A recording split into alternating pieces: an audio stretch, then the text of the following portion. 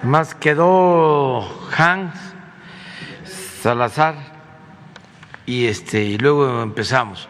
Ustedes tres, para que. Sí. 2, 3, 4, 5. Te esperas por. Buenos días, presidente. Buenos días, Hans Salazar de Noticiero en Redes. A propósito del tema de la salud, del pulso de la salud del día de hoy, yo quiero preguntar respecto a los temas de la salud mental. Es uno de los temas que se ha ido agravando a nivel mundial, incluso con el tema de la propia pandemia. Hay problemas de ello también en este sentido en varios de los servicios que se brindan por parte del gobierno. Sabemos que es una transición, ahora mismo se han planteado varios temas al respecto de esta transición, pero quisiera yo particularizar, especificar esto porque llamar la atención pues para saber cuáles son las estrategias al respecto y si en estas plazas también se están considerando también estos servicios para reforzar. El tema de la salud mental es tan grave que también va en aumento los suicidios, la falta de atención, la falta de medicamento, por ejemplo, en la atención psiquiátrica es prácticamente de discapacidad o de vida o muerte.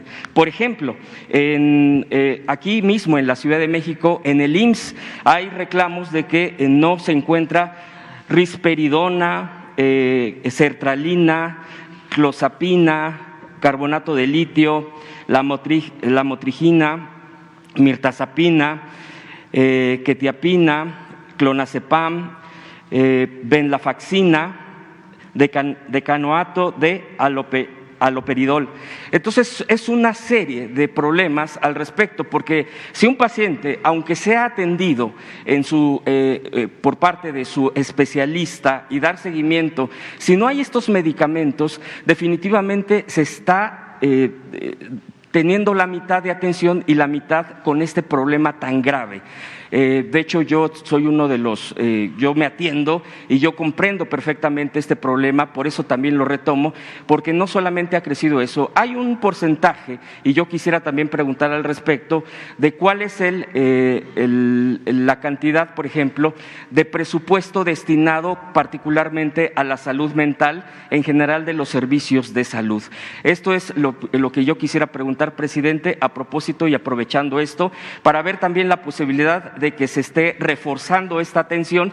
Repito, es de vida o muerte y hay varios temas que yo no voy a mencionar aquí, se los puedo entregar precisamente al director del IMSS porque hay bastantes peticiones al respecto. La petición, por ejemplo, cuando se va a hospitalizar a alguien que lo necesita con este tipo de problemas, tenemos un caso, por ejemplo, que nos han reportado de Morelia, Michoacán, donde si no está hospitalizado, pero también necesita compañía a la persona y le dicen que no puede. Entonces, hay varias cosas que creo que deberían de flexibilizarse para que la atención de un paciente de este grado obviamente tenga una mucho mejor atención en este esquema, presidente. Sería mi primer pregunta.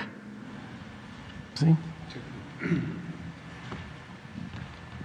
Con su permiso, señor presidente. Efectivamente, lo expuesto es una situación importante, muy importante.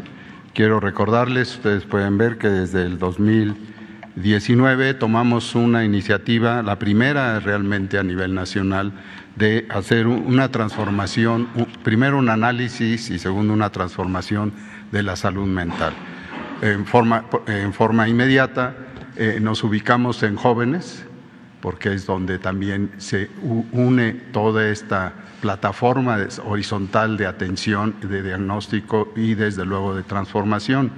Esto con un contenido que se ha mantenido por muchos meses, yo diría más de 2 años, en la salud mental y el camino hacia la paz. Esto desde luego es una situación que se debe mantener. Junto con ello las adicciones y luego viene la pandemia. En eso estábamos, pero ya se habían tomado decisiones importantes de integración que, como otras áreas de salud del país, estaban en una desorganización o, por no decir, en un abandono. Y esto considero que fue un elemento de inicio que se mantiene ahora y que se está organizando en muchos aspectos que llaman la atención y que desde luego han sido muy claros al considerar que se sumaran instancias que estaban muy dispersas y que desde luego se protegiera esto no solo en las ciudades, no solo con hospitales psiquiátricos, sino con toda la prevención. Aquí la parte preventiva es fundamental y en abril del 2019 se integró precisamente la atención primaria a la salud en su reforzamiento ante el mundo y en especial aquí en México se hizo como sede de lo que es la prevención, atención primaria a la salud, donde se unió de principio la salud mental y sigue presente. La Organización Panamericana de la Salud participó inclusive en ello. ¿Qué quiero decir en la práctica? En la práctica, lo que ha llamado mucho la atención es que ya no hay hospitales psiquiátricos. Voy a tomar esta situación como una decisión que no solo es en México, es una decisión que progresivamente desde hace una década se ha tomado como una realidad de que un paciente, un individuo con alteraciones de salud mental y más ahora después de la pandemia requiere una atención integral desde la familia y desde luego tomando en cuenta que tienen en nuestro país durante la pandemia vimos que el 70% de aquellos que tuvieron un desarrollo grave de la afección por el virus, el 70% tenían otras comorbilidades y parte de esas comorbilidades eran precisamente su afección de la salud mental que fueron desde luego magnificadas por la situación de la pandemia. En otras áreas, esta reestructuración, además de dar la oportunidad de que en hospitales generales se tenga un espacio y que se está considerando en esto que se pregunta sobre la presencia y la solicitud de especialistas en la salud mental, tanto psicólogos, muy importante, como psiquiatras que se llaman y participan en cada una de estas nueva forma de ver el sistema de salud en general. En ese camino, desde luego, y tomo el apunte, los medicamentos han tenido una cierta dificultad para su adquisición por su producción y además por el uso indebido de estos. Ustedes saben una paradoja, el fentanilo se usa como droga y desde luego tiene su ubicación en ciertas situaciones médicas ligadas a su uso en cirugías, en anestesias, etcétera. Entonces, en forma ya resumida, tenemos esta integración de las unidades en comunidades que se dan en una relación con las otras unidades en las redes de llamadas de la atención, con hospitales que tienen un centro de atención de la salud mental y progresivamente esto se va a ir y ya estamos por cierto, los invito a conocer que el próximo fin de semana arranca Diálogos en Confianza del Canal 11, que es también una estrategia para ir informando a la población y en este caso va a ser sobre la salud mental y su interacción desde luego con la enfermedad viral que tenemos todavía que atender, el COVID-19. Lo del seguro social y relacionado con los medicamentos lo vemos hoy y les informamos. ¿Sí? Muchas gracias. Yo quisiera preguntar también en este sentido, de paso, el tema del Hospital General que se ha demolido en Zaragoza y que sigue pendiente ahí, si es que ya no se puede construir en ese lugar, porque muchas veces la población está preguntando al respecto, aprovechando también este tema de atención de salud pública, presidente. Sí, cuando se habla de salud pública, pues es todo, y desde luego que se incluye la salud mental y toda la infraestructura que se necesita, que se requiere. En este caso, si hace falta el hospital y si así lo deciden los especialistas, se va a construir. Lo mismo en el caso de los médicos. los medicamentos. Hemos insistido bastante que no se trata de un cuadro básico, sino de todos los medicamentos. Es un desafío importantísimo el garantizar el derecho a la salud. Nos vamos a dedicar durante el tiempo que falta del gobierno que represento a dejar un buen sistema de salud integral, completo y gratuito, que no sea indispensable el dinero, que la atención médica, los medicamentos, los estudios clínicos, prótesis, todo gratuito, sobre todo para la población sin seguridad social, que es la mitad de la población del país. Pero también estamos mejorando toda esta infraestructura de salud pensando en derechohabientes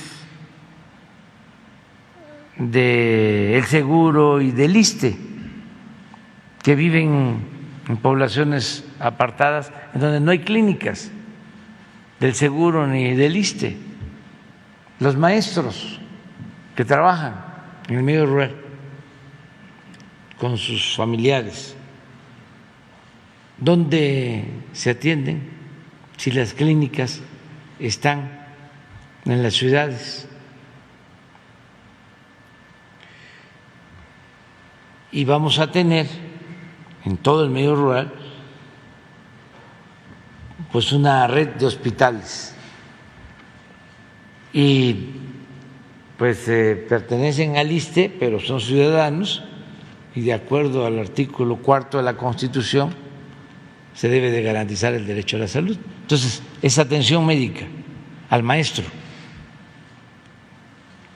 es la base de la atención a todos los habitantes del país. En eso estamos trabajando todos los días y nos reunimos 2 veces a la semana, todo el equipo del sector salud. ¿Cómo tratamos el tema de la pandemia? Que nos unimos todos, así ahora estamos construyendo, levantando el sistema de salud pública del país. Presidente, respecto a lo del hospital, ¿qué dice usted que tendría que ser evaluado por los especialistas para ver si es factible o no su construcción? ¿Cuándo pudiera ser aproximadamente un límite de tiempo, ya que usted mismo ha dicho que las obras de este sexenio se acaban en este sexenio? Entonces, por lo mismo, lo consiguiente, hay mucho interés en esta zona de oriente, que es Iztapalapa, que es la parte de junto a Nezahualcóyotl, es una zona de mucha densidad. Entonces, quisiera saber, presidente, si pudiera plantearse algún mes, si fuera este mismo año, que se estuviera decidiendo esto de la construcción del hospital del IMSS. Sí, es un plan, se están haciendo los levantamientos, como aquí se explicó, y en las visitas que se hacen y en las reuniones de trabajo en los estados, ahí se define cuáles centros de salud hay que rehabilitar, terminar de construirlos, porque dejaron muchos inconclusos. Lo mismo en el caso de hospitales, y en el caso de la Ciudad de México, una vez que se tenga ya el levantamiento, ya se va a decidir sobre este hospital al que tú mencionas. Se está buscando pues que sea un proceso ordenado, ¿sí? Y espero que nos alcance el tiempo. Tenemos hasta diciembre del año próximo para montar la infraestructura. Claro, lo que queremos es que en el primer trimestre del año próximo ya tengamos 15 estados funcionando al 100%. Y en esos estados está incluido la Ciudad de México y seguramente si hace falta va a estar en construcción el hospital para concluirlo, para terminarlo. Estamos en eso. Ayer en la noche, en la tarde que tuvimos la reunión con la jefa de gobierno de la Ciudad de México, nos habló de una clínica de Coajimalpa, si se acuerdan, esa clínica que se destruyó con una explosión. Pues un hospital con una explosión, pues ya está prácticamente terminado y ya pasa al sistema de IMSS Bienestar para su equipamiento y ya para que empiece a operar. Pero estamos sobre eso. Presidente, muchas gracias. El siguiente punto que quiero preguntarle es a propósito del tema de la salud, pero también lo voy a ligar porque así está tal cual el problema de la privatización del servicio del agua. En Aguascalientes particularmente hay bastantes problemas respecto a enfermedades por agua sucia. Ahí se decidió en Aguascalientes con los gobiernos locales, privatizar. Tiene aproximadamente 20 años esta privatización del agua. Veolia es la empresa, es una empresa de origen francés y ha causado bastantes problemas de salud en la gente por la ingesta de este tipo de agua sucia allá en Aguascalientes. Entonces, el servicio ha sido malo, hay una queja impresionante, pero el problema, y por eso lo estoy ligando con el tema de la salud, es que ha causado este tipo de estragos de enfermedades en la población. En Querétaro, ya particularmente también acaban de aprobar la privatización también de los servicios de salud. Eufemísticamente lo quieren tomar de otra manera, como aquí usted bien lo pone como ejemplo cuando se privatizan los servicios, y preguntarle también si esto de privatizar el agua, el servicio del agua, el suministro, drenaje, todo esto no choca con todo, porque es privatizar localmente, con lo que tiene que hacer con agua, porque si esto va encaminado a como está en Aguascalientes el problema, pues se va a generar ahora en Querétaro.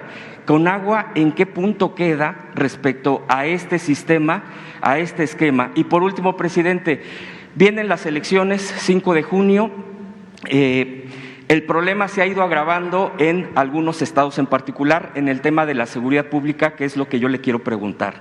¿Está planeado algún esquema de atención por parte de la Guardia Nacional para poder estar garantizando la tranquilidad de las elecciones, ya que particularmente también en Aguascalientes ya hay violencia, ya hay agresión contra brigadistas, en este caso del partido Morena, del contrario a quien está gobernando en Aguascalientes, ya que hay que decirlo como es, se han ido ajustando, se han ido cerrando los números en las encuestas y esto ha generado que haya violencia contra brigadistas de Morena, incluso hay ya 2 hechos muy concretos. Este domingo a las 3 de la mañana ingresó un grupo, un comando a una vivienda en particular para agredir a brigadistas y es un grupo con uniformes tácticos, o sea, no es un tema menor, los amedrentaron y les dieron 24 horas para salir del estado de Aguascalientes de acuerdo a sus dichos. Ya se han levantado denuncias. Esta madrugada volvió a haber este tipo de agresiones por parte ya de comandos especializados en generar este tipo de situación. En Tamaulipas hay ya denuncias, ya hay carpetas de investigación contra presidentes municipales, ya que en este caso el gobernador Cabeza de Vaca, bueno, pues es quien sigue gobernando, se tambalea el tema, digo, hay que decirlo como es, porque también en las encuestas no le están favoreciendo, y hay ya agresiones, ya hay bloqueos para que no lleguen líderes, ya incluso hay denuncia de atentado contra un líder regional, y así le puedo poner el ejemplo. Finalmente, en Hidalgo, el propio Humberto Moreira, un exgobernador, señala a su propio hermano y a su propia cuñada, que es la candidata, de que son los reyes del fraude. Entonces, el INE no está realmente en un esquema de situación de atención de este tipo de cosas y se puede desbordar. La pregunta concreta es en el tema de la seguridad. La gente, como dice usted, bueno, la gente le toca hacer lo que le corresponde en sus derechos político-electorales, en su activismo o no, en participar o no. Me parece a mí que la gente está haciendo lo propio de salir a la calle, de ejercer sus derechos, pero creo que de parte del gobierno federal, le pregunto, ¿cuál es el tema de garantizar o de asumir una responsabilidad de parte de la Guardia Nacional para acompañar y que no se desborde esto de aquí al 5 de junio? Le agradezco, presidente. Sí, bueno, pues en el caso del agua es una decisión soberana, es una decisión de los gobiernos de los estados y tienen en casi todos los casos el aval de los congresos locales. Entonces nosotros no podemos intervenir. Solo que corresponda a manantiales o aguas federales que tienen que ver con la administración de la Comisión Nacional del Agua, lo que decías de Conagua, pero la distribución del agua en los estados, incluso en municipios, depende de las autoridades locales. Mi recomendación, pues, es que se tenga mucho cuidado, no, como dicen los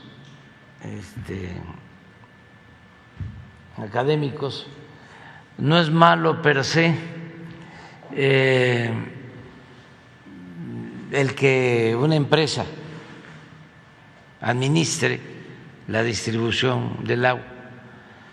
Lo que sucede, por lo general, es que hay corrupción. La variable, dirían los tecnócratas, corrupción es la que lo echa a perder todo.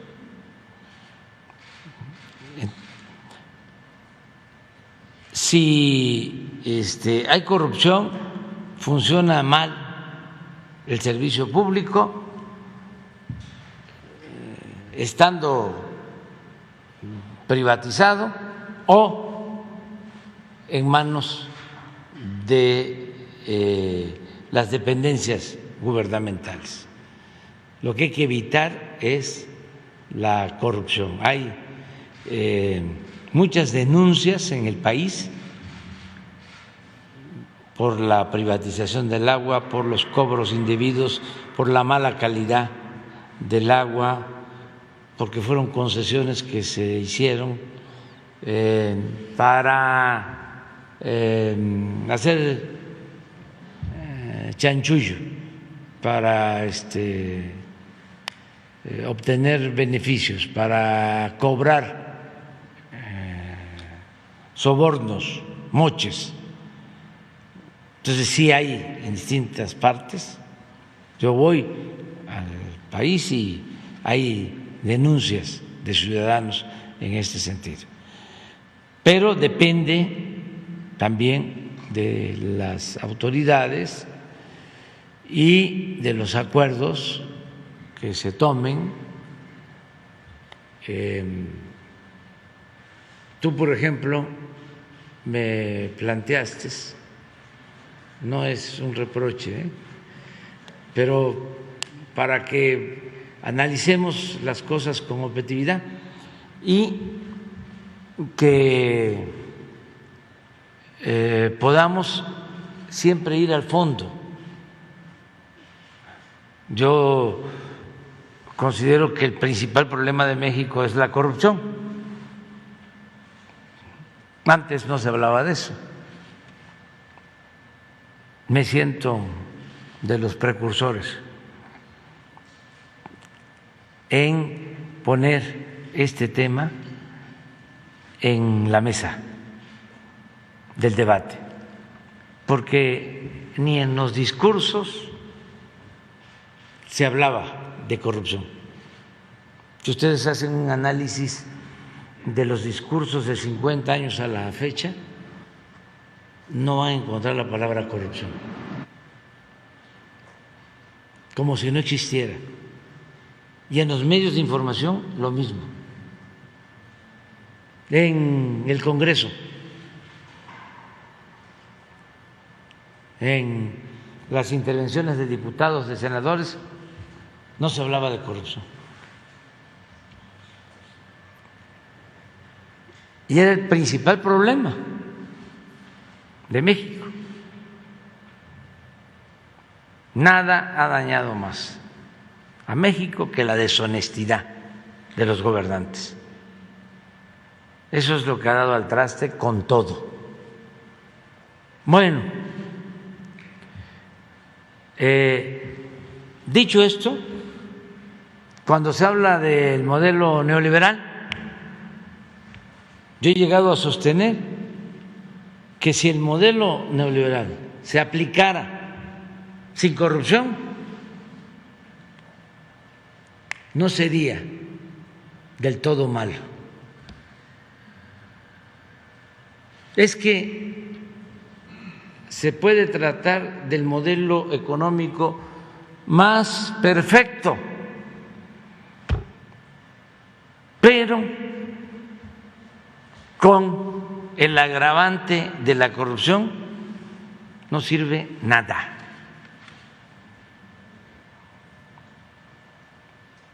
Entonces, el fondo es ese,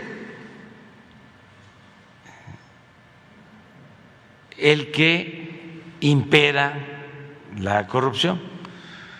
Tú, defendiendo a los trabajadores de Capufe, me planteaste, ya me hiciste dudar si fuiste tú.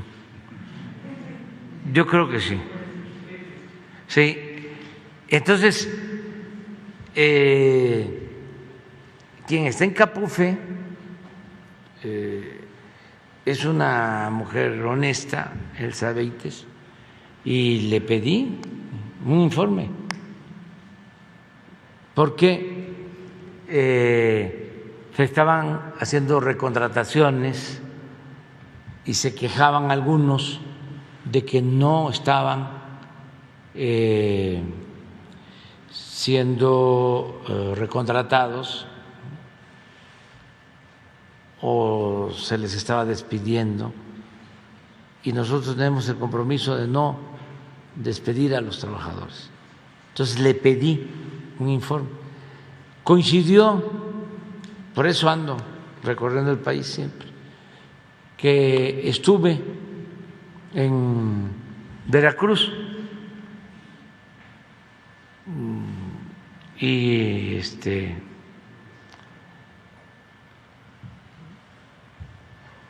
me vine por carretera de Veracruz a la Ciudad de México, y en 2 casetas de Capufe, en Cuitláhuac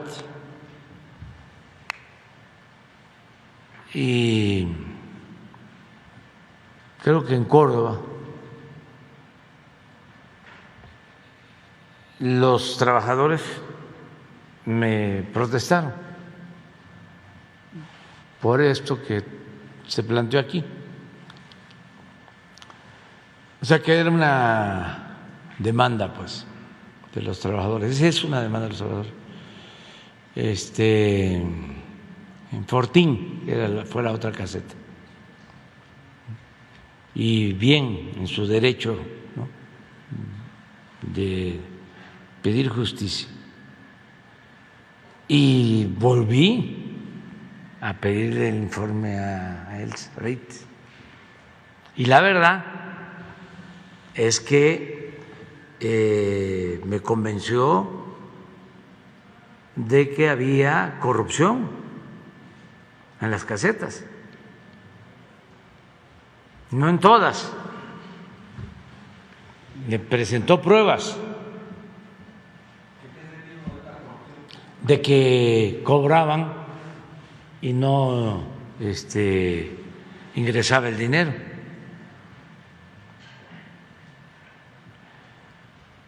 Y me demostró de que a partir de los cambios aumentó considerablemente el ingreso de Capuf.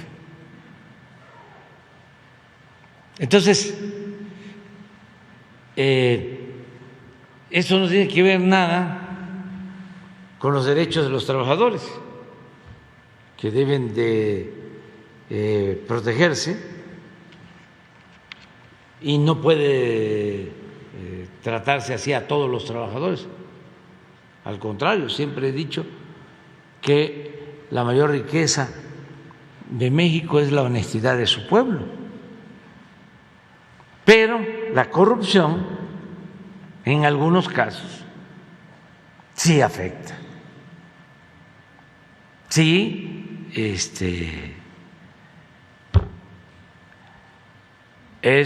como lo he dicho, más que una pandemia, una peste que debemos de terminar. Entonces, esto es una reflexión a partir de lo que sostiene sobre el agua. Entonces, que la gente denuncie si hay corrupción, si cobran muy cara el agua, si el agua está sucia, si ya se sabe de que son empresas que han quedado mal en otros estados, pues entonces sí, no dar el llamado beneficio de la duda. Al contrario, dar por hecho de que eso estuvo mal y que fue un acto muy probablemente de corrupción. Lo otro, lo electoral, no quiero meterme en eso. Solo decirle a la gente, donde van a haber elecciones, que participen, que salgan a votar, porque los que no quieren la democracia siempre buscan atemorizar, meter miedo. Eso lo hemos padecido durante mucho tiempo, para que la gente no salga. Y con los votos de las clientelas o los votos que compran o los votos que tienen que ver con la delincuencia o que consiguen con la delincuencia, con esos votos les alcanza para triunfar. No es lo mismo que vote el 40% de los ciudadanos a que vote el 70%. Cuando pasa del 50%, ya es muy difícil el fraude. Y entre más participación, menos fraude. Porque pueden controlar a ciertos sectores y cada vez es más difícil porque la gente ya está muy consciente. Ya no es el tiempo del reparto de las despensas, del frijol con gorgojo, o de la amenaza, o te voy a apuntar en la lista porque te va a tocar tu vivienda o te va a llegar tu material de construcción, o vamos a hacer un carrusel y te doy tu boleta,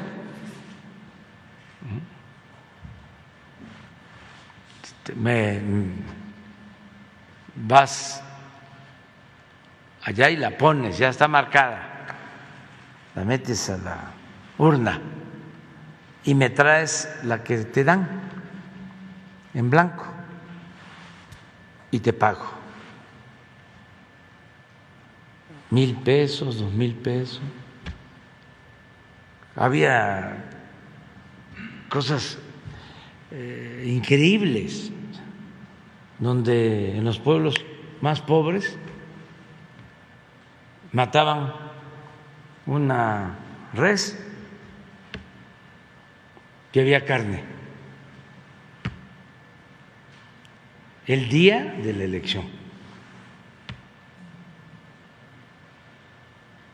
Me acuerdo en Yucatán que había una elección y un gobernador compró, no sé si uno o varios contenedores de bicicletas de Asia, de China, antes de la elección, y a repartir bicicletas, porque necesitaban los votos. Todo esto lo recuerdo por los jóvenes. No tiene mucho tiempo, ¿eh? No estoy hablando del siglo pasado. Entonces, ya eso, ya la gente no lo permite, no lo tolera, y tampoco el miedo, las amenazas. Y siempre digo que la libertad no se implora, la libertad se conquista. Si nos atemorizan, nos quedamos en la casa, nos metemos a la cama y nos tapamos, pues ya estamos vencidos. No, ¿qué nos vamos a meter a la casa? ¿Qué nos vamos a meter a la cama y nos vamos a tapar con colcha? Hay que salir a ejercer nuestros derechos ciudadanos. Ya la autoridad tiene que garantizar que haya paz, que haya tranquilidad, que nadie sea agredido. Eso va a corresponder, como siempre, a seguridad pública en los estados. La Guardia Nacional tiene que estar pendiente, pero que no se dejen intimidar los ciudadanos. Hay que salir, hay que participar, porque quien infunde miedo le tiene miedo al pueblo, no quiere que la gente participe, le conviene la abstención.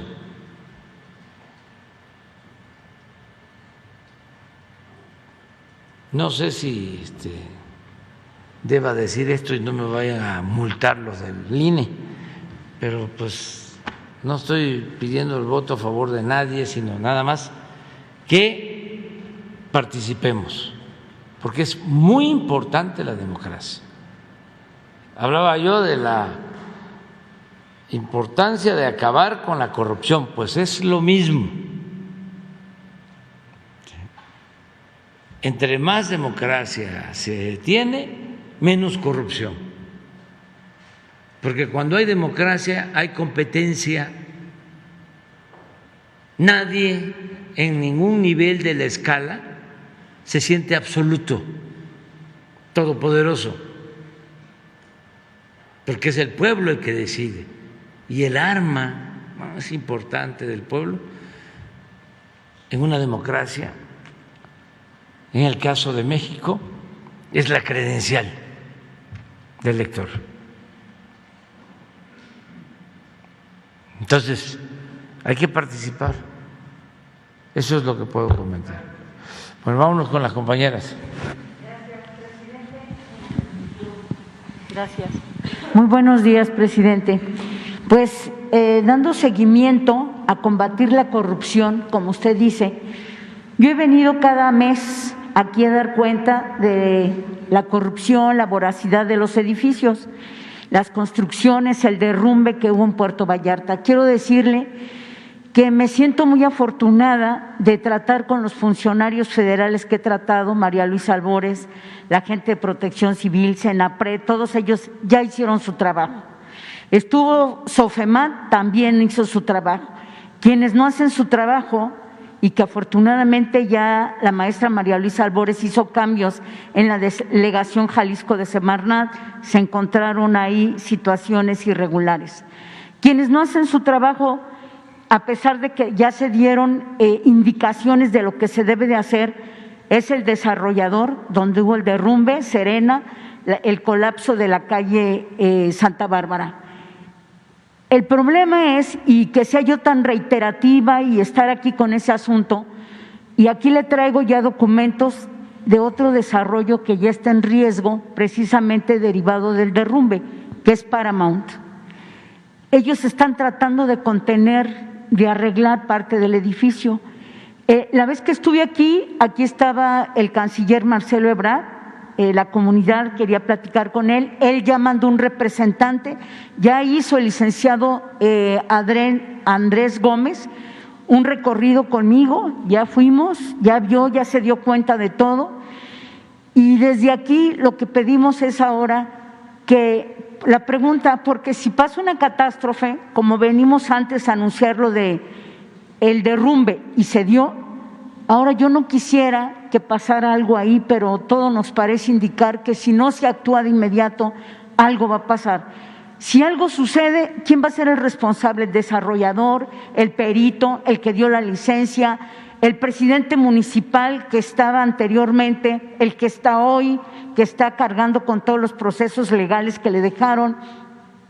¿De quién va a ser la responsabilidad si hay una catástrofe mayor? Y por eso he venido, y a lo mejor parezco reiterativa con ese tema, pero son vidas, presidente, las que están en riesgo, y hay que poner un alto a la voracidad y a la corrupción que ha habido en Puerto Vallarta en ese tema de las construcciones.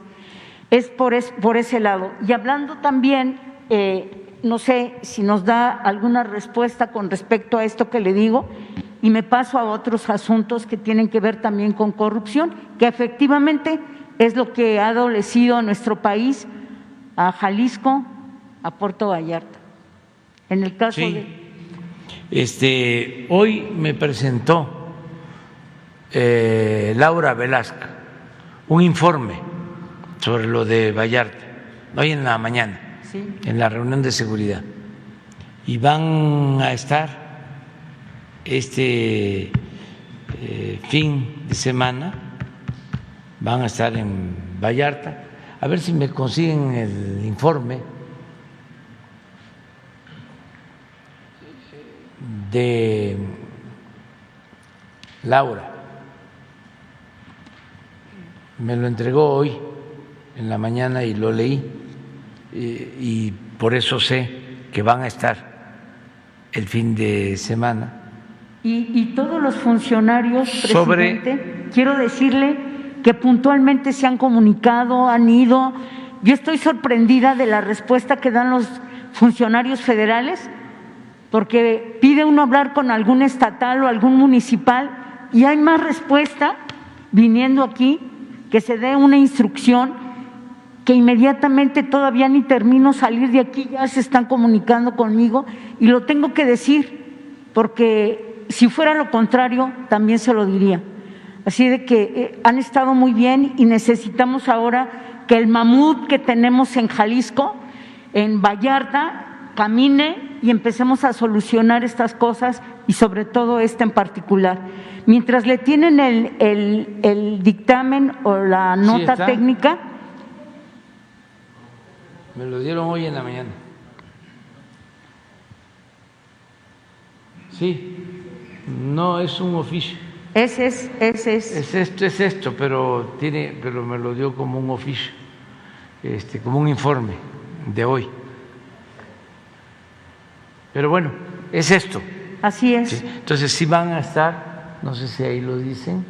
Mire, usted no sé si alcanza a ver en la primera fotografía, hasta arriba ya se alcanza a ver un edificio. Ese edificio se llama Paramount y ese ya empieza a verse como grietas, cuarteaduras, y los vecinos, los dueños de sus fincas ya empezaron a hacer algunas labores, y aquí traigo el documento que le envían. El desarrollador no ha hecho nada. Las labores que le dijeron que tenían que hacer no se hicieron.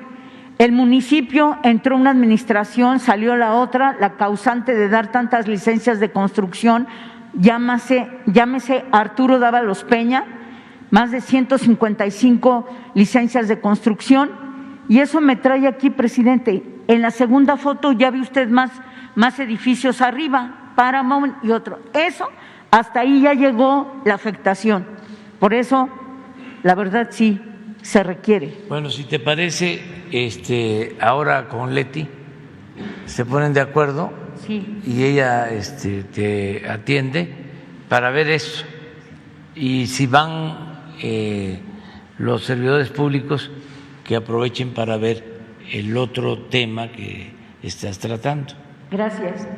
También decirle que aquí le traje el tema de pensiones del Estado de Jalisco. Con las aportaciones de los trabajadores para su pensión y jubilación en Jalisco, se dispusieron 603 millones de pesos, en los cuales se adquirieron certificados bursátiles en una empresa denominada Abengoa, que lleva 3 años en proceso de quiebra financiera y que acumulaba una larga lista de incumplimientos y dificultades económicas, de forma tal que tan solo en 14 días que Abengoa se declara en quiebra, se realizó esta riesgosa inversión a sugerencia del Comité de Inversiones del IPEJAL. Hoy es inversión de 603 millones de pesos en bonos de deuda de una empresa española, se transformaron en 3 pesos con 98 centavos, presidente. El quebranto financiero del Fondo de las Pensiones de Jalisco va a ocasionar un enorme problema social para los siguientes años. Es algo así como un fobaproa, vamos a decir, que le quieren meter a los ciudadanos de Jalisco, y se trata de dinero de los trabajadores que aportaron, y debido a la corrupción se ha usado en inversiones inmobiliarias fraudulentas, algunas de ellas en Puerto Vallarta, y es un abuso total en el que el gobierno, yo creo que el gobierno del Estado está ahorita en estos momentos creando una serie de situaciones como la verificación que usted aquí echó para atrás, pero allá en Jalisco la gente está marchando en contra de esa disposición. Y bueno, con este asunto del IPEJAL, ¿en qué pudiera el gobierno federal intervenir para evitar y dejar sin derecho a la pensión a trabajadores que han dado sus mejores años de trabajo? Y de acuerdo con el estudio, resulta particularmente alarmante que el déficit actuarial del IPEJAL, que hoy asciende a 260,000 millones de pesos, cuando apenas hace 3 años el monto de este déficit era de 57,000 millones de pesos. A efectos de dimensionar lo anterior, conviene destacar que el actual déficit actual de IPEJAL es prácticamente 2 veces mayor que todo el presupuesto de egresos del Estado de Jalisco de 2022. Estoy hablando de 137,000 millones de pesos. Algo va a pasar en Jalisco y los trabajadores, la gente que he traído al tema, me pide que por favor lo reitere, presidente. Está bien, vamos a tratarlo. Ahí está el oficio. Sí, ese es. Sí, es la parte final.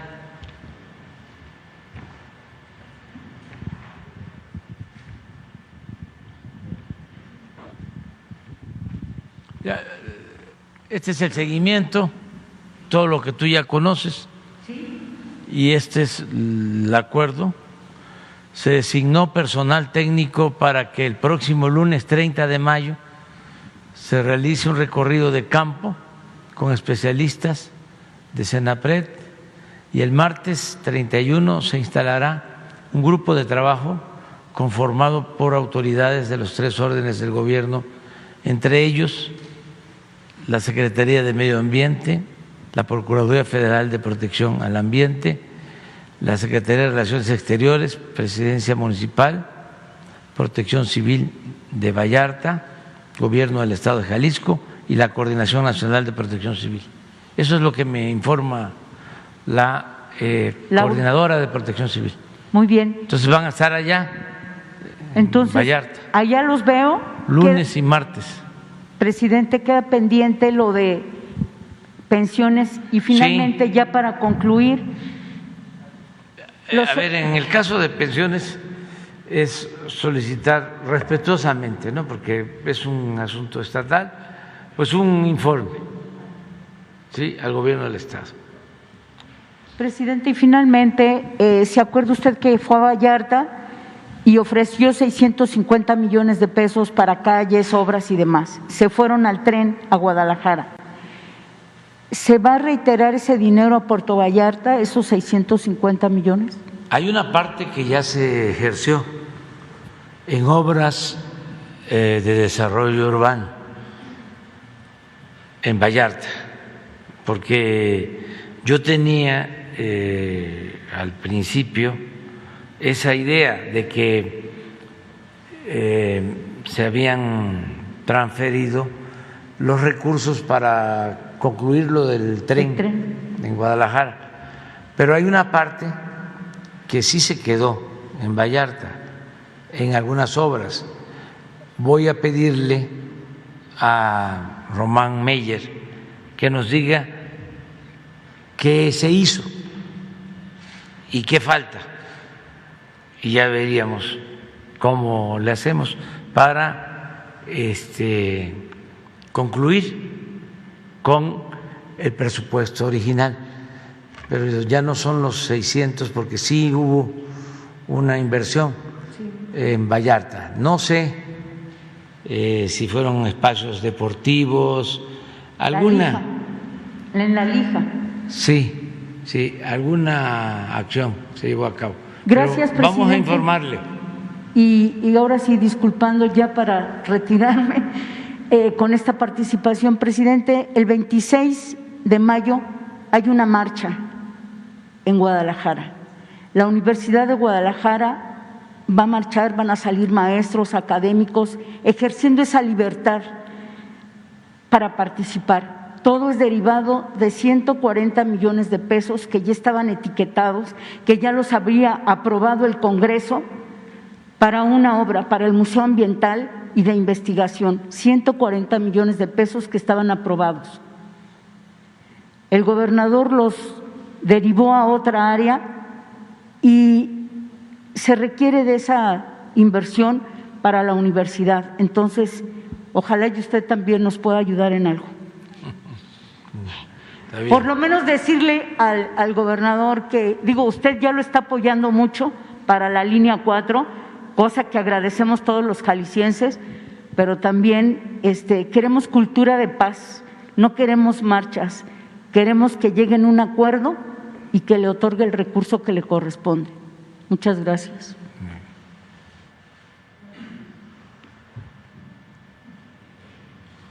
Gracias. buenos días. Gracias, señor presidente. Buenos días, Liliana Noble de Pulso Saludable. Señor presidente, yo quisiera conocer cuál es el número total de médicos que se van a basificar en esta regularización de IMSS Bienestar en estos primeros 15 estados. Si me pudieran compartir ese número, y sería mi primer pregunta. Gracias. Sí. Muchas gracias, señor presidente. Sí, como se comentó, la Jornada Nacional de Reclutamiento de Médicos Especialistas abarca todas las instituciones, aquellas que se dedican a las personas con seguridad social, pero también y quizá principalmente para los estados que atienden desde sus sistemas de salud a quienes no cuentan con seguridad social. Y en estos 15 estados es donde se identificó que de lo que los propios gobiernos de las entidades federativas dieron a conocer, hay cerca de 5,000 que corresponden a médicos especialistas en alguno de estos 15 estados. Idealmente, para nosotros, serían la totalidad. ¿De qué depende? Justamente de que a partir de hoy los médicos, las médicas, puedan ingresar a la convocatoria, revisar en qué localidades, en qué unidades hay plazas disponibles de lo que ellos estudiaron y de donde tienen su cédula profesional, y a partir de eso empiecen a hacer sus postulaciones. La intención es que se contrate a todos, porque hay recursos disponibles para estas contrataciones. Pero lo que estamos intentando empatar, digamos, es las necesidades de las instituciones con la existencia o la presencia de médicos especialistas que decidan ayudarnos en alguna de estas plazas. Pero lo ideal es que fueran pues todos, los 13,765 y en particular los 5,000 de estos 13,000 que corresponden a los servicios estatales de salud para personas sin seguridad social en los 15 estados del país que se están proyectando para este año. La Organización Mundial de la Salud dice que deberían de existir alrededor de 23 médicos y parteras por cada 10,000 habitantes. La Organización para la Cooperación y el Desarrollo Económico, la OCDE, dice que México tiene 2.4. La mayoría de los países que integran esta organización tienen alrededor de 3.4. En los porcentajes, usted, maestro, es muy bueno como economista con el tema de los números. ¿Cuál sería el porcentaje que se podría alcanzar a cubrir de este faltante y a lo mejor elevar un poquito este piso tan bajo que se encuentra en la lista de la OCDE por la carencia de los médicos? Muchísimas gracias, nada más que no soy economista. Perdón, administrador. Soy politólogo, pero sí, a ver, los datos que se establecen tienen que ver tanto con médicos generales como médicos especialistas. En este momento estamos concentrados en la parte de médicos especialistas porque es donde existe el mayor déficit. Si nosotros observamos, para ponerle un ejemplo, cuáles son las necesidades del Seguro Social de médicos generales, son cerca de 250 vacantes, que además ya estamos logrando cubrir, sobre todo con médicos que estuvieron ahora ayudándonos en la pandemia. Pero ese indicador respecto a médicos generales en el país está bastante cubierto. Es en médicos especialistas, que tiene que ver justamente con que la formación de estos médicos la realizan las propias instituciones de salud.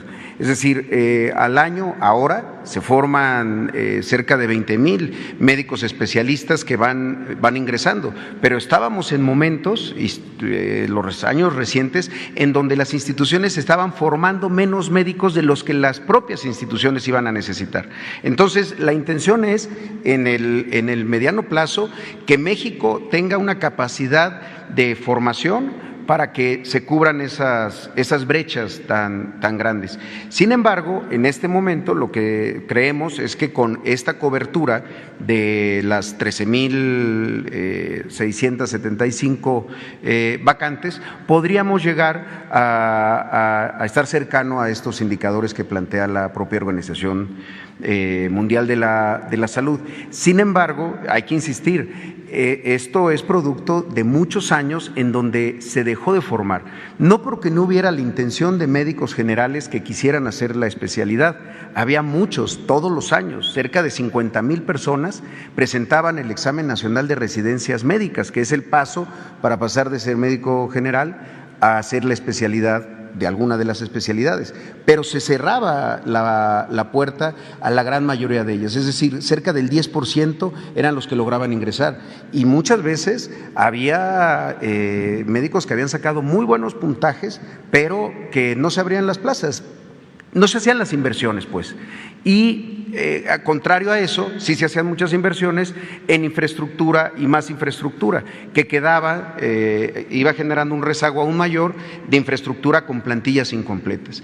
Nosotros lo hemos dicho muchas veces, un hospital sin el personal óptimo, sin su plantilla ideal, no es una instalación de salud, es un edificio nada más. Y ahí es donde empezó este gran problema de pensar que solo era construyendo más y no formando más y abriendo más plazas, más vacantes para los médicos residentes. Entonces, pues es un buen dato para ver quizá a la hora de que observemos cuántos se cubrieron de esta jornada, a cuánto nos acercamos a los indicadores internacionales. Pero va a depender mucho de que esta convocatoria se dé a conocer y participen muchas médicas y médicos especialistas que hay en el país. ¿La basificación es permanente? ¿Cómo se les va a garantizar esta permanencia? Porque hay médicas y médicos, enfermeras que consideran que pudiera ser solamente por un periodo pequeño. ¿Cómo va a ser? No, aquí el planteamiento es, y ya de cada institución se están revisando todas las bolsas de trabajo y demás que están incluidas, pero todas estas más de 13,000 plazas tienen asociado un número de esa plaza, es decir, tienen recursos asignados a esas vacantes, pues. Entonces, la contratación es ya para una base de carácter permanente. Si alguien de los médicos internistas que tanta falta nos hacen en todas las instituciones, el 11 de junio firma su contrato, pues en ese momento ya estará basificado. No es para coberturar plazas eventuales, no, son plazas que tienen recursos, que tienen presupuesto y que muchas veces pues se habían quedado desiertas, vacantes. Gracias.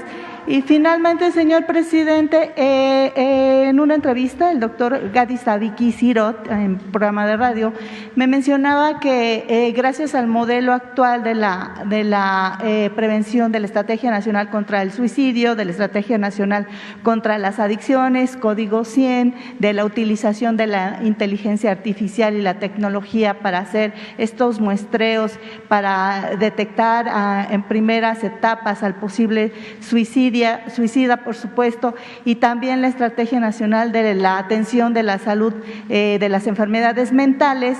Este modelo tan interesante se ha visto fuera de México, y países como España, Reino Unido, Inglaterra han estado muy interesados en copiar el modelo. Yo quisiera preguntarle, señor presidente, ¿qué tendría que hacer el gobierno en el resto de su mandato para poder lograr que este modelo que usted encabeza pudiera tener la permanencia y llegado otro gobierno no se eliminara y no se echara para atrás todo lo que hasta este momento se ha alcanzado? ¿Cuál sería esta decisión a tomar, presidente? Pues apurarnos para consolidar el modelo, demostrar en la práctica que funciona, que es eficaz, y eso la gente lo evalúa. Yo les puedo decir, sin temor a equivocarme, de que en los últimos 20 años en México el programa de apoyo al pueblo mejor evaluado por la gente es el de la pensión a los adultos mayores. La gente es la que evalúa. Entonces nosotros podemos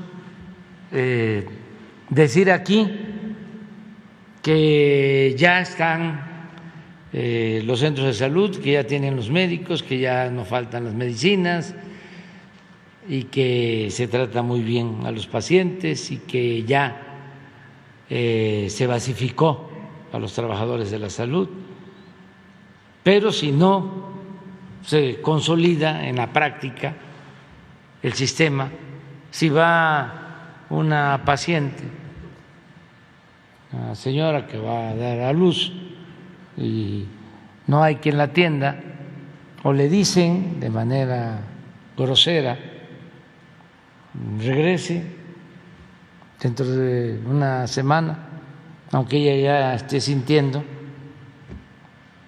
de que tiene que dar a luz.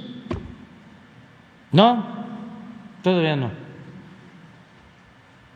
porque se da eso todavía, malos tratos. Pues entonces no estaríamos logrando nuestro propósito. Por eso es tiempo de apurarnos para que tengamos el tiempo necesario y se consolide el sistema. Y una vez que ya esté consolidado, pues la gente lo va a defender. Es como todo. No van a permitir que se desmantele, que se continúe con la política privatizadora o que nadie voltee a ver al medio rural, que se olvide que el sur también existe, como diría Serrat. Ahora no nos va a alcanzar el tiempo y además me gustaría que se haga una vez que tengamos ya la demanda de empleos o las solicitudes para ocupar las plazas, porque lo que quiero que quede de manifiesto, porque hay muchos que de buena fe dudan lo que estamos sosteniendo acerca de que el modelo neoliberal nos dejó sin médicos. Y hay algunos que piensan que exageramos. Pues no tenemos los médicos que requerimos, de acuerdo a la Organización Mundial de la Salud. Esto lo maneja muy bien el doctor y también Alejandro Schwartz. No sé si lo tengan de memoria. A ver, o sea, para explicar, y al final aquí lo vamos a poder constatar, porque vamos a ver cuántas plazas se ocuparon. Una de las cosas que les estoy planteando es que se haga un exhorto a los especialistas jóvenes. Hay mucha gente en el sector salud con dimensión social, con mística, y que no le importa que le toque ir a un hospital, a la Candona o a la Tarahumara. Hay muchas personas, muchos profesionales con esa visión, pero hay otros, ¿sí?, porque fue muy enajenante todo este periodo neoliberal.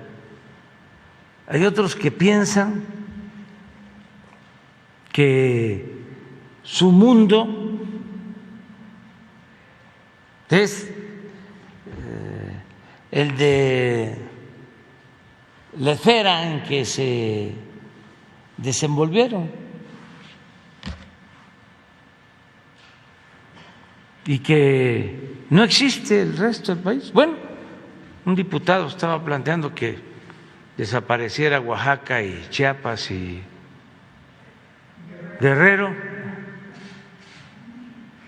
y que nos iba a ir mejor. ¿Cómo es eso? Entonces, por eso también es muy bueno el debate sobre lo de la contratación de los médicos de Cuba. Sí, sí, pero primero, porque así se planteó, vamos a llenar con los médicos mexicanos hasta donde se pueda. Como sabemos que no vamos a tener, desgraciadamente, todos los especialistas que requerimos, sobre todo en la montaña de Guerrero, porque ya lo sabemos,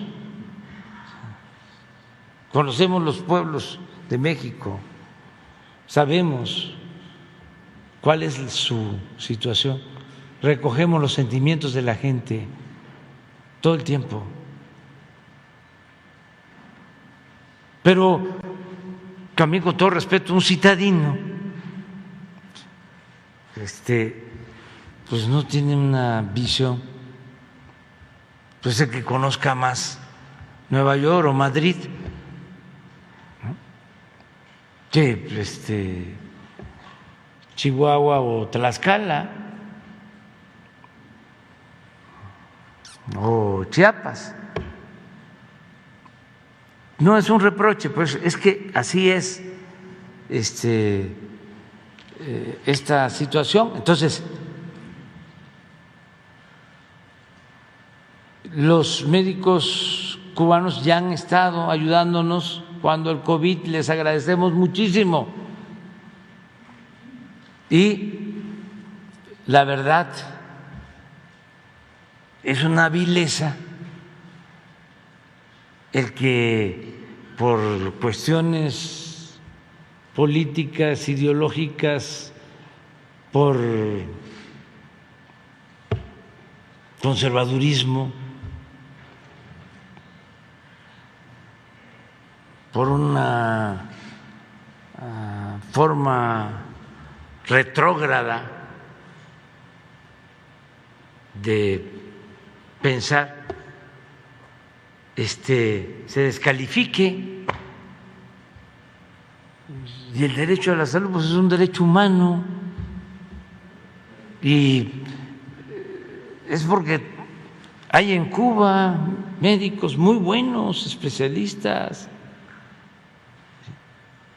van a Europa, fueron a ayudar a Italia en los momentos más difíciles de la pandemia, y cuando salieron les hicieron homenajes.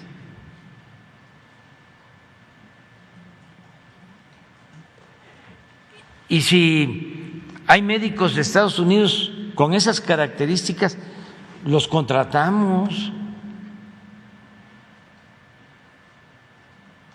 Y si los hay en Francia, necesitamos que en todos los pueblos haya médicos donde se necesite. Hay otra cosa que parte el alma y que tiene que ver con el plan de salud, lo del diálisis. ¿Cómo tienen que trasladarse tanto tiempo quienes tienen este problema? No hay. Entonces, es un desafío y vamos a tratarlo. Pero eso no fue el tiempo. ¿Podrían hacer un resumen del... A ver.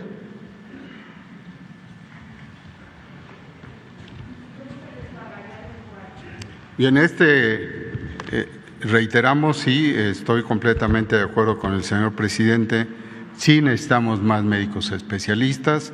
En números aunque pues estos son sólidos. Estamos hablando de 200,000 médicos que con la pandemia inclusive fueron requeridos más, y después esta situación, los 200,000 médicos se ubicaban en 2/3 partes de necesidad de médicos especialistas y 1/3 parte de médicos generales. No hemos tocado estos alrededor 70,000 médicos generales, cuál es su necesidad. Lo estamos sacando y va a ser relativamente más fácil que los especialistas. Les quiero señalar que de los especialistas, si diéramos un seguimiento de las oportunidades y haber duplicado en el primer año o sea, hace 2 años, el número de oportunidades para tener médicos especialistas, y al siguiente año, que es este que acabamos de iniciar médicamente, están otros 20,000, 40,000. Con eso tenemos que esperar y sucesivamente el que cumplan en promedio 3 años de especialidad o 2 en algún caso. Todos estos números nos llevan a que al término de esta gestión tengamos cubierta mayoritariamente en la práctica a estas deficiencias. Y analizándolo desde luego en la última cifra que nos ofrece el Consejo de Especialidades, esto desde luego nos llevó a que tenemos 135,046 médicos certificados, es decir, regularizados. Podría ser que un 20% de estos no se hubieran recertificados, y disculpen, pero ya con tiempo encima, el recertificar es que en promedio cada 5 años los médicos vuelvan a ser valorados, no necesariamente otro examen, valorados por su actividad durante los 5 años, y desde luego en ese camino algunos sí requieren constatarlo por un examen. Y un 20% podrían agregarse a estas 135,000 especialistas. Sumando, dejando tan solo esos 135,000 especialistas, pues están por abajo de los 230 médicos por cada 100,000 habitantes en cualquier país, como se evalúa por la mayor instancia de la Organización Mundial de la Salud, un poco diferente a la OCDE, que inclusive maneja algunos números superiores. Y sin embargo, México tiene 107 especialistas. Le sumamos un 20% tal vez de que no están registrados y tendríamos pues 120 y tantos. Entonces se aleja todavía de lo que tenemos por necesidad.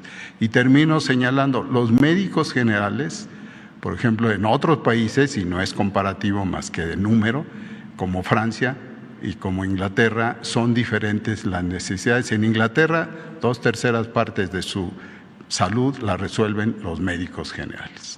Y en Francia es diferente, pero ambos tienen especialistas, y los médicos generales cada vez tienen que ser, termino con ello, más valorados, mejor preparados, y para eso vienen, abro otro paréntesis, las escuelas de salud que tiene Benito Juárez con la doctora Raquel Sosa en puerta, y que lo vamos también a cumplir en su evolución, en su evaluación, pero van a tardar 6 años en tener todos estos números de médicos. Entonces, estamos en ese camino y desde luego sustentamos que sí hay necesidad de esos médicos, y lo tenemos. Un ejemplo nada más de final, ya me estoy cargando mucho en tiempo, veo aquí que hay muchos pendientes.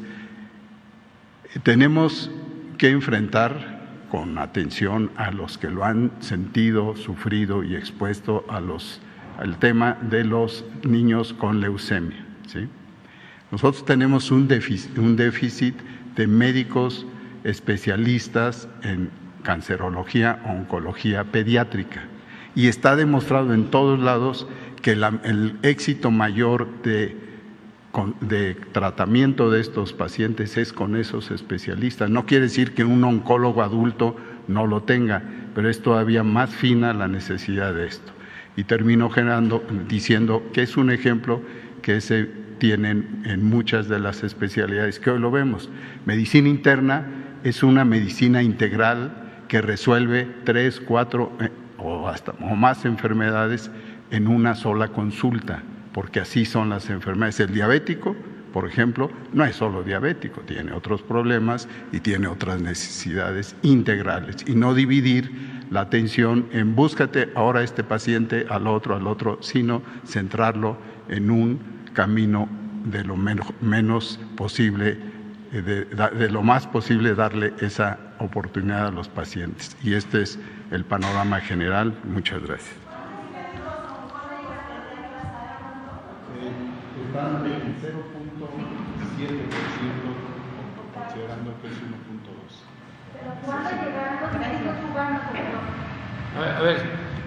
A ver, el dato que, de acuerdo al doctor, es para toda la gente,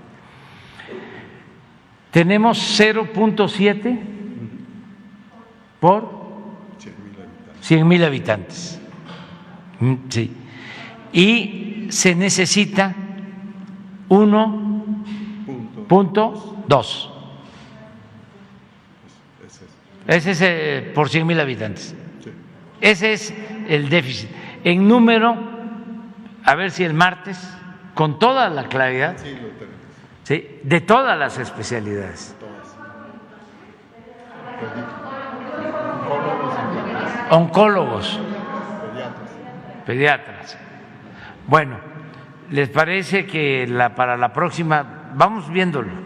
¿Sí? Porque sí es interesante esto, que son cosas que pasaron como de noche en la oscuridad, en la larga noche del periodo neoliberal. ¿Sí? Pero qué bien que están saliendo a la luz estos temas. Hay otros temas también que deberían de salir a la luz. Por ejemplo, el problema grave que originó el modelo neoliberal en la desintegración de las familias.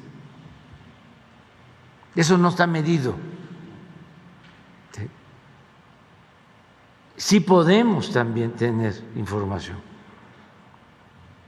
porque esa es una de las causas, entre otras, de que muchos jóvenes se hayan creado sin tutela y hayan optado por el camino de las conductas antisociales. Entonces, son temas que están ahí, porque no es solo si se creció o no se creció, si se generaron empleos o no se generaron empleos, si se hicieron las obras o no se hicieron las obras. No, hay otras cosas más profundas que tienen que ver con la calidad de la vida. Entonces, todo eso se deterioró. Bueno, el pensamiento, la falta de solidaridad, de fraternidad, de humanismo, cómo creció el individualismo, lo material, el triunfar a toda costa, sin escrúpulos morales de ninguna índole.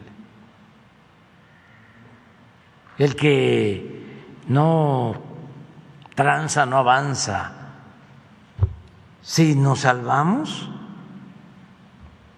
por las culturas de México, porque siempre nos han salvado nuestras culturas, la fortaleza que hay en las culturas, en las familias, en los pueblos. Eso es lo que nos ha librado siempre de todos los males, de las calamidades. Y por eso hay que fortalecer esos valores. Y por eso no hay que estar pensando nada más en el bienestar material. Hay que pensar también en el bienestar del alma, en los valores culturales, morales, espirituales. y trabajar mucho con los jóvenes. Es que de veras indigna de cómo se fue fomentando un modelo de vida en donde lo material se elevó a rango supremo. Y en el caso de los jóvenes, los lujos baratos, las marcas, los ídolos de muchos jóvenes,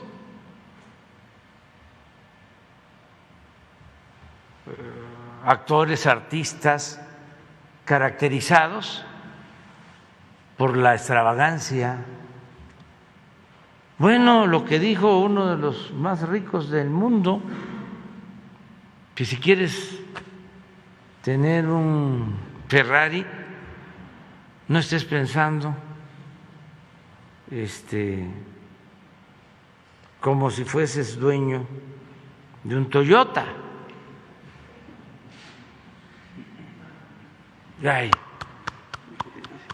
Hay hasta, así como habían los cursos antes de superación personal, así hay ahora ya cursos. Cómo ser exitoso siguiendo a ese que dijo esa barbaridad, con todo respeto. Entonces, hay que fortalecer valores y no es nada nuevo. Desde los griegos se sabe qué es lo que hace feliz verdaderamente al ser humano.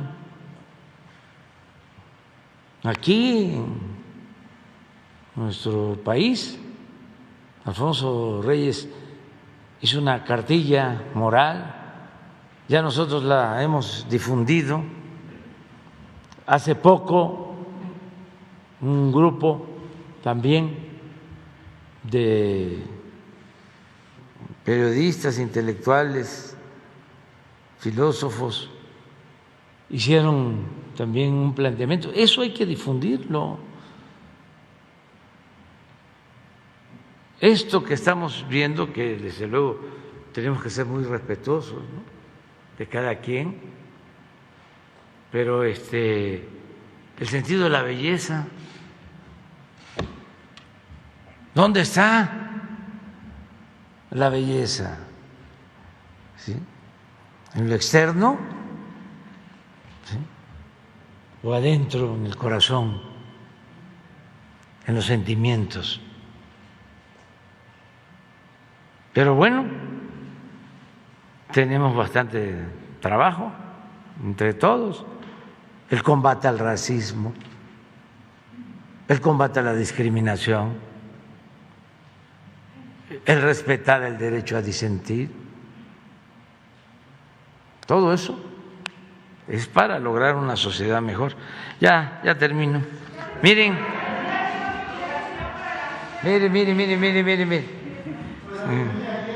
Es el sorteo, martes 28 de junio. Ayuden para que sigamos ayudando. Una casa en Jardines del Pedregal, los terrenos allá en Sinaloa, a la orilla de la playa.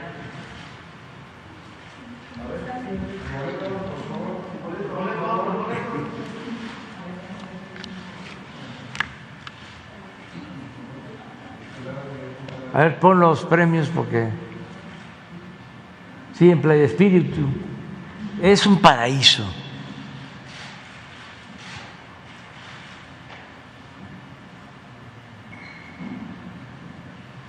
Se entregan las escrituras.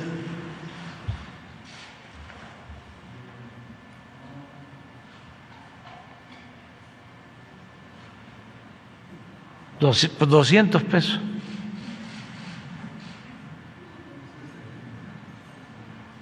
Bueno, nos vemos.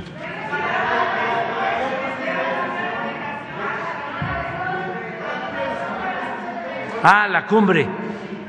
Sí, mañana, o pasado, hablamos